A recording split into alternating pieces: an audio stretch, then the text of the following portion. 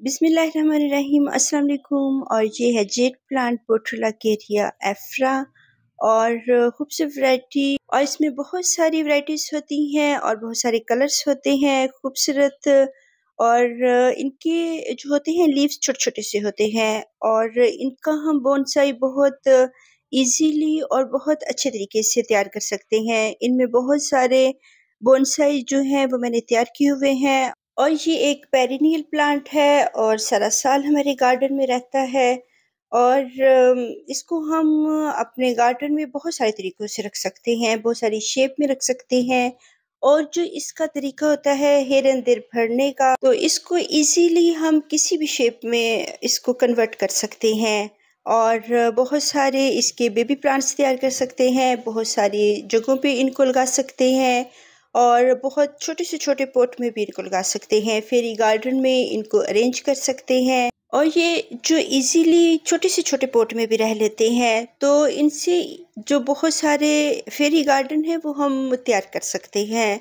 और किसी भी, क्योंकि ये एक सकुलेंट प्लांट है, तो किसी दूसरे सकुलेंट प्लांट्स के साथ हम इसको इजीली अरेंज कर सकते हैं। छोटी छोटी सी जो प्लास्टिक की बोतल्स होती हैं उनमें हम इनकी ब्रांचेस लगाकर तो इनको हम मिनी गार्डन में यूज़ कर सकते हैं। और अगर हम इनकी हाइट ज़्यादा नहीं चाहते हैं तो इनकी छोटी सी हाइट में इनके बहुत सारे बोनसाई जो हैं वो तैयार कर सकते हैं। एक ये मेरा बोनसाई है और अगर ये थोड़े से बिग हो जाते हैं, इनकी जो ब्रांचेस होती हैं थोड़ी सी इधर उधर को जाती हैं, तो इनको पिंच करते रहना चाहिए और इनको ट्रिम करते रहना चाहिए। और जिस शेप में हमने इनको तैयार किया हुआ है उसके लिए हमें इनकी ट्रिमिंग करनी चाहिए। और जो इनकी शेप्स खुद से बन जाती हैं तो उनको उन्हीं शेप्स में भरते रहने देना चाहिए और ये उन्हीं शेप्स में बहुत अच्छे से लगते हैं। हम इनको एक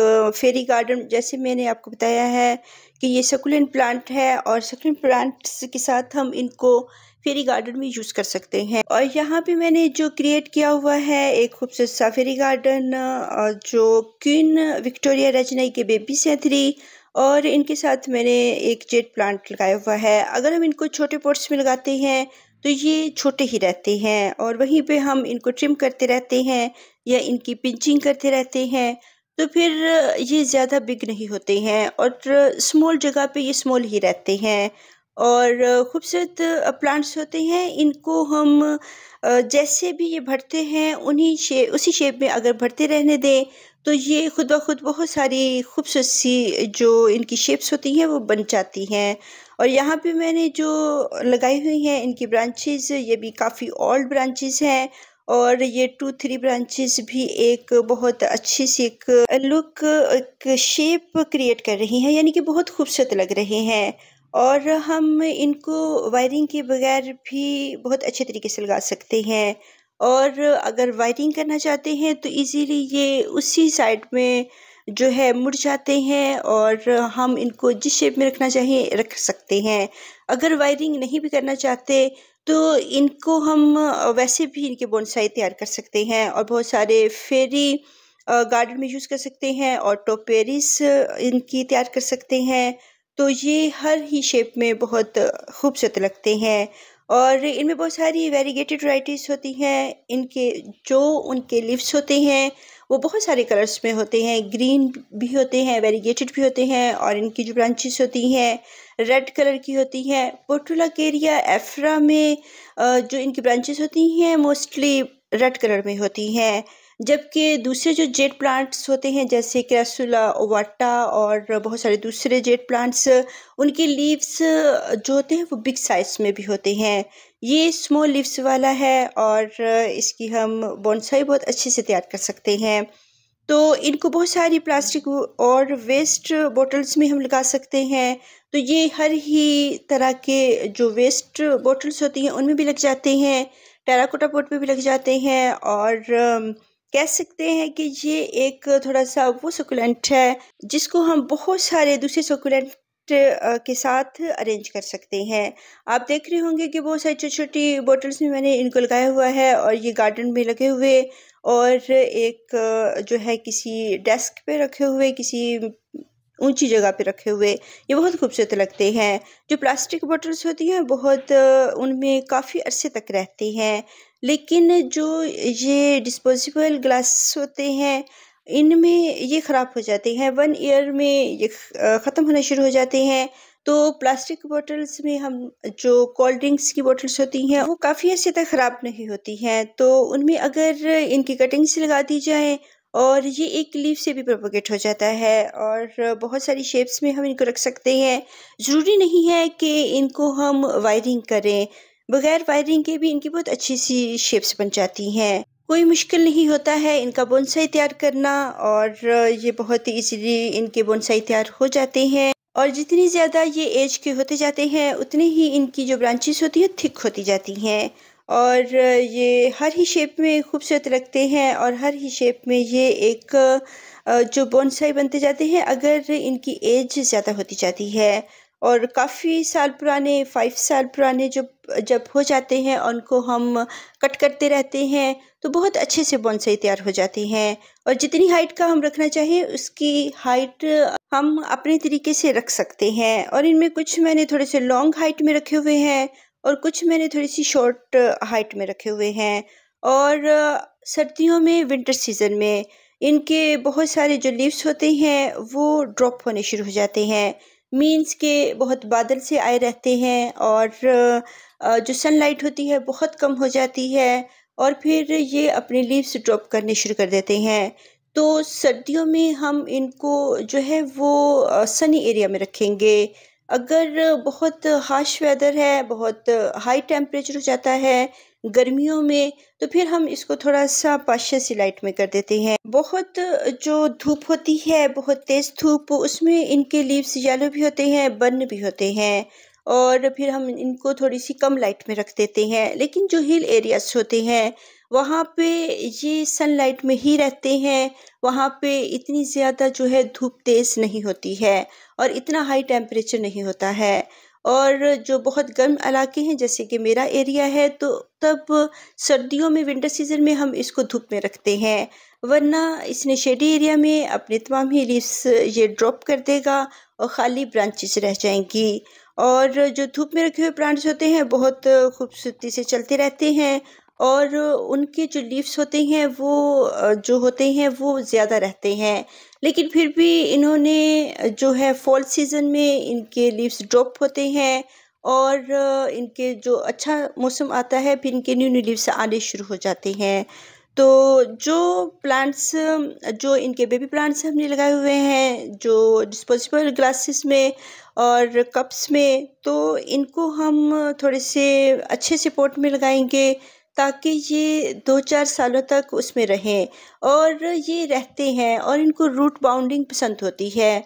जल्दी-जल्दी से इनको रीपोट करना या इनकी सॉइल को चेंज करना और इनको न्यू पॉट्स देना, ये जल्दी-जल्दी लाइक नहीं करते हैं और इनको रूट बाउंडिंग पसंद होती है और उसमें ये अच्छी तरह चलते रहते हैं।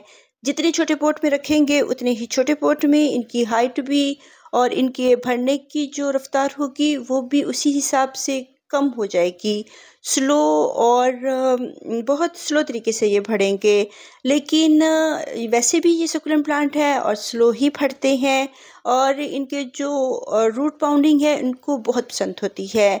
ये उसमें एक ही पॉट में काफ़ी सालों तक रहते हैं और इनको हम अच्छी तरह से वाटरिंग करते रहते हैं। इनको बहुत ज़्यादा खुराक की ज़रूरत नहीं होती है, बहुत फर्टिलाइज़र की ज़रूरत नहीं होती है। अगर हम इनको बहुत ज़्यादा फर्टिलाइज़ कर देंगे तब भी इनके जो लीव्स होते हैं वो ये ड्रॉप करते हैं और इनके खाली ब्रांचेस ही रह जाती हैं। तो जो लीव्स होती हैं बाज़ औक़ात येलो भी हो जाते हैं ओवर फर्टिलाइजिंग से। तो बहुत ज़्यादा फर्टिलाइज़र्स हम इनको नहीं देते हैं, बस साल में 6 मंथ्स में हम इनको कोई भी लिक्विड फर्टिलाइज़र दे देते हैं अगर ये रूट बाउंड है। और अगर छोटे प्लांट्स हैं तो इनकी सॉइल पहले ही हम बहुत अच्छी सी तैयार करते हैं और सैंडी सॉइल होती है, रॉकी सॉइल होती है, खूबसूरत सी सॉइल और जिसमें पानी खड़ा ना होता हो। अगर इसके जो रूट्स में अगर इसकी सॉइल अच्छी नहीं होगी और पानी इनकी रूट्स में खड़ा रहेगा तो फिर ये जो है वो रोट हो जाएँगे और ख़राब हो जाएँगे। और अच्छी सी सॉइल होनी चाहिए जिसमें पानी खड़ा ना होता हो, तो वो ये लाइक करते हैं। सैंडी सॉइल, भल मिट्टी ना भी हो, भल मिट्टी, गार्डन सॉइल बहुत अच्छी सी होती है और इसमें सैंड और रॉक्स हों तो ये बहुत अच्छी तरह उसपे चलते रहते हैं। पक्की मिट्टी नहीं होनी चाहिए और चिकनी मिट्टी जो कि पानी को होल्ड करके रखती है। तो इस तरह की सॉइल में ये जो है फिर ऊपर से गलना शुरू हो जाते हैं और रोट हो जाते हैं, ख़राब हो जाते हैं। तो इसलिए फिर हम इनको बहुत अच्छी सैंडी सॉइल देंगे जो कि इनकी जड़ों तक पानी जाए। ये बहुत ज़्यादा रूट्स तैयार करते हैं, वो सुकुलेंट है जिसकी बहुत रूट्स बनती हैं और इसको रूट बाउंडिंग पसंद भी होती है। तो अगर हम इसको एक बिग पॉट देंगे तो ये एक बिग साइज़ में एक दरख्तनुमा प्लांट बन जाएगा और इसको हम थोड़ी-सी हाइट पे रख के भी बोनसाई इसका तैयार कर सकते हैं। और छोटा पॉट देंगे तो छोटे पॉट में भी ये इज़िली चल जाते हैं। प्लास्टिक के पॉट्स हों और टेराकोटा पॉट्स हों, हर किस्म के पॉट्स जो हैं वो ये लाइक करते हैं और इसमें इज़िली चलते रहते हैं। इनको हम एक लीफ से भी तैयार कर सकते हैं, इनकी कटिंग्स भी लगा सकते हैं और छोटी से छोटी ब्रांच भी इसकी चल जाती हैं। कटिंग्स को हम शेडी एरिया में रखेंगे और जब तक उनकी रूट्स ना बन जाए तकरीबन 1 मंथ तक इनकी रूट्स बन जाती हैं और बहुत देर से इनकी रूट्स बनती हैं। तो हम फिर इसको जो है थोड़े-से सनी एरिया में लेके आते हैं और जब बहुत गर्मी होगी तब फिर हम इनको सनी एरिया में नहीं लेके आते, फिर हम शेडी एरिया में ही इनको थोड़ा-सा बिग होने देते हैं। और जब विंटर सीज़न में हम इनकी कटिंग्स को सनी एरिया में नहीं लगाते हैं क्योंकि मेरे एरिया में बहुत ज़्यादा तेज़ धूप हो चुकी है, वरना तो मैं सर्दियों में इनकी कटिंग्स जो है सनी एरिया में ही लगा लेती थी। लेकिन अब सनलाइट बहुत तेज़ हो चुकी है, तो अब विंटर सीज़न में भी मैं इनकी जो कटिंग्स हैं वो शेड एरिया में लगाती हूँ और जब अच्छी सी इनकी रूट्स तैयार हो जाएँ, फिर हम थोड़ी-सी हल्की सी धूप में रखेंगे और फिर आहिस्ता-आहिस्ता इसको हम फिर धूप वाले एरिया में लेके आएँगे। और जब कोई प्लांट जो है सन को बर्दाश्त ना कर रहा हो सनलाइट को, तो उसको पार्शियल सी लाइट में रख देना चाहिए। ये नहीं है कि ये धूप वाले एरिया का प्लांट है, तो इसको हमने धूप में ही रखना है, बल्कि जब धूप बहुत तेज़ है, तो फिर इसको थोड़ी-सी पार्शियल सी लाइट में रख देते हैं। और इसकी बहुत छोटी-छोटी कटिंग से हम बहुत सारे इसके बोनसाई तैयार कर सकते हैं और मैंने कोई भी इनकी वायरिंग नहीं की हुई और ऐसे ही इनकी मैं पिंचिंग करती रहती हूँ और जिस शेप में मैंने इसको रखना होता है, फिर ये बहुत सालों तक उस शेप में चले जाते हैं और ये खूबसूरत बोनसाई होते हैं। इनको हमने ओवर वाटरिंग बिल्कुल नहीं करनी है और अगर ज़्यादातर ये ड्राई सॉइल में पड़े रहें तो ये बहुत हैप्पी होते हैं और अगर इनकी सॉइल हर वक़्त मॉइस्ट रखेंगे तो फिर ये उसको इतना लाइक नहीं करते हैं। ड्राई सॉइल में हम काफ़ी अरसे तक इनको रख सकते हैं और बहुत ड्राई सॉइल में अगर 2 मंथ्स तक पड़े रहेंगे तो फिर इनके जो होते हैं लीव्स होते हैं वो थोड़े से रिंकली होते हैं, थोड़े से थोड़े वो थर्स्टी फ़ील होते हैं कि इनको वाटरिंग की ज़रूरत है। फिर हम इनको वाटरिंग कर देते हैं और 2 मंथ्स तक तभी हम इनको वाटरिंग नहीं करते हैं जब ये हैंगिंग प्लांट्स लगे हुए होते हैं और हम भूल जाते हैं वाटरिंग करना। अगर ये ऐसे ही हम ज़मीन के ऊपर रखते हैं और रोज़ाना इनको देखते रहते हैं और हमें पता चलता है कि काफ़ी दिनों तक इनकी सॉइल मॉइस्ट है, तो फिर हम इनकी वाटरिंग नहीं करते हैं।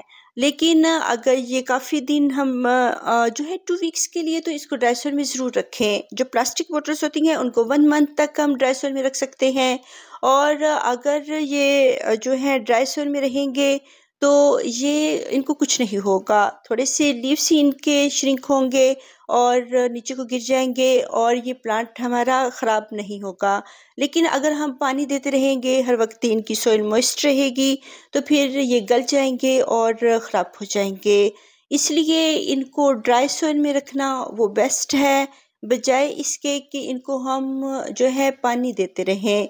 जो अंडर वाटरिंग होती है, उससे प्लांट्स नहीं मरते हैं और क्योंकि ड्राई सॉइल में इनको रखना बहुत ज़रूरी है। ये सक्युलेंट प्लांट्स हैं, ओवर वाटरिंग से ही ये जब भी डाई होंगे, ओवर वाटरिंग से होंगे।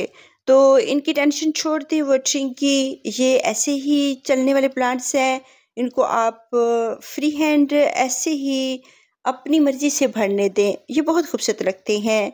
और हैंगिंग बास्केट में बहुत सारी इनकी कटिंग्स लगा दें, तो नीचे को लटकती हुई इनकी ब्रांचेस बहुत खूबसूरत लगती हैं। तो कोई ख़ास इनकी केयर हम नहीं करेंगे, फिर ये अच्छे तरीके से बढ़ते रहेंगे।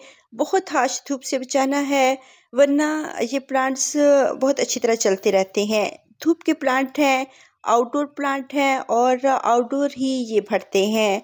और इनकी कटिंग्स को हम शेडी एरिया में लगाते हैं। और इनके जो नीचे पॉट में अगर हम इन्हीं की पिंच की हुई ब्रांचेस को लगा देते हैं, तो जैसे लगता है नीचे घास लगी हुई है। और जब ये बिग साइज़ में होती हैं, हम किसी पॉट में इनको सेपरेट करके लगा सकते हैं। अल्लाह हाफिज़।